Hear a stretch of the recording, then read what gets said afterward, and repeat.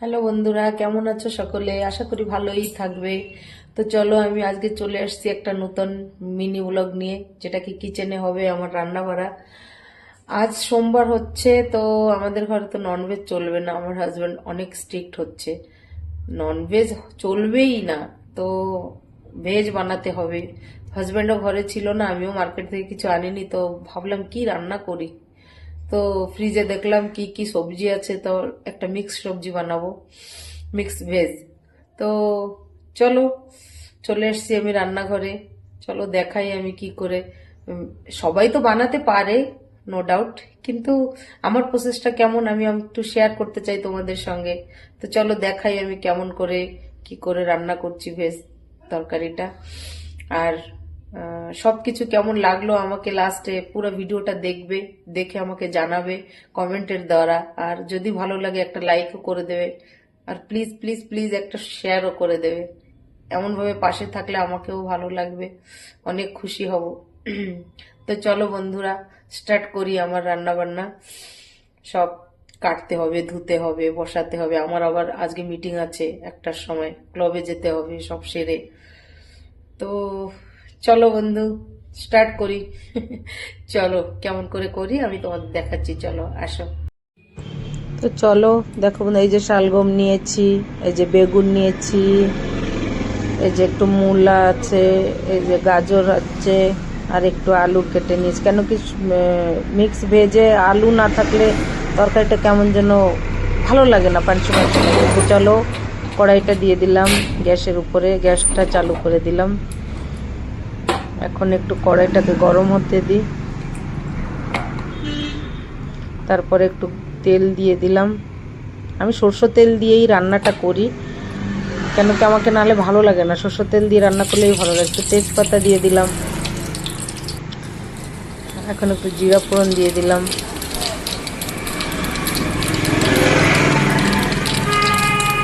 এই প্রসেসে রান্না করলে অ্যাকচুয়ালি অনেক টেস্টি হয়, আমার হাজব্যান্ডও খুব ভালো খায়। চলো এখন সবজিটা দিয়ে দিলাম। তো আমি তেমন করে রান্না করি, কখনো মিক্স ভেজ করলে এইভাবেই, এই প্রসেসেই করি, তো ভালো খাই, আমিও ভালো খাই, হাজব্যান্ডও ভালো খায়। চলো একটু লবণ দিয়ে দিই। নুনটা দেওয়ার পরে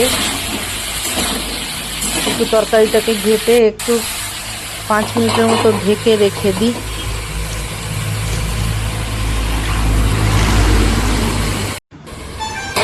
তারপরে 5 মিনিট পরে আবার এটাকে তুলে একটু ঘাঁটতে হবে। এইভাবে একটু অ্যাকচুয়ালি কষিয়ে নিলে তরকারিটার টেস্টটা ভালো আসে, কালারটাও ভালো আসে। তো এখন হলদি একটু দিয়ে দিলাম, দেখো একটু যে পরিমাণে দরকার, তারপর লঙ্কার গুঁড়িও দিয়ে দিলাম। তারপরে আবার একটু ঘেটে তাকে অ্যাকচুয়ালি কষাতে হবে, ভালো করে সুন্দরভাবে কষিয়ে রান্না করলে খুব টেস্ট হয়। আমি যখনই রান্না করি এই প্রসেসেই করি।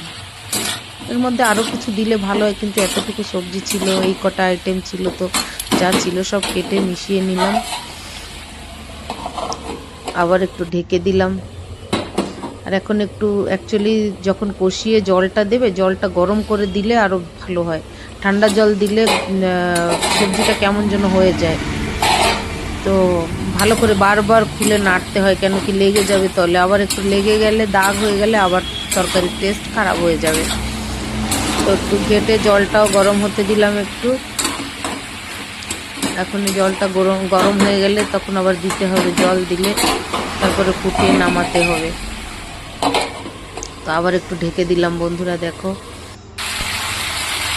এখন একটু টমেটোর কুচি কুচি করে কেটে দিলাম, ফ্লেভারটা আর একটু ভালো আসার জন্য। এই দেখো জলটা গরম হয়ে গেলে কত কিছু করতে হয়, তাই না? দেখো এখন এই দেখো গ্যাসের জন্য পুরো ক্যামেরার উপরে ধোঁয়াটা আসছে বলে ঝাপসা দেখা যাচ্ছে। দেখো যে পরিমাণে জল দরকার দিয়ে আমি একটু জিরা বাটা দিলাম।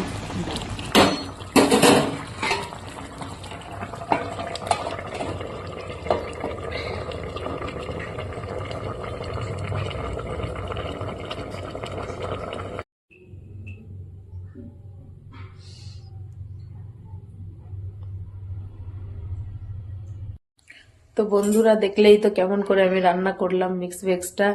তো দেখে তোমরা এই জানতে পারবে, আইডিয়া করতে পারবে কি কেমন টেস্ট হতে পারে। আমি তো জানি না, যারা খাবে তারাই বলতে পারবে, কিন্তু দেখে তো খুব ভালো লাগছে আমাকেও। তো ঠিক আছে, চলো আমার খতম হয়ে গেল রান্না বান্না। এখন আমি যাব, আমার তৈরি হতে হবে, মিটিং আছে, যেতে হবে। তো বলো সবাই কমেন্টে কি আমার রান্নাটা কেমন লাগলো, তোমাদেরকে দেখতেও কেমন হয়েছে সবজিটা। তো প্লিজ যদি ভালো লাগে তাহলে একটা লাইক কমেন্ট শেয়ার করে দিও, খুশি হব। তো এইটুকু রইলো, ব্লগটা এখানেই খতম করলাম। টাটা, বাই বাই, ভালো থেকো সবাই।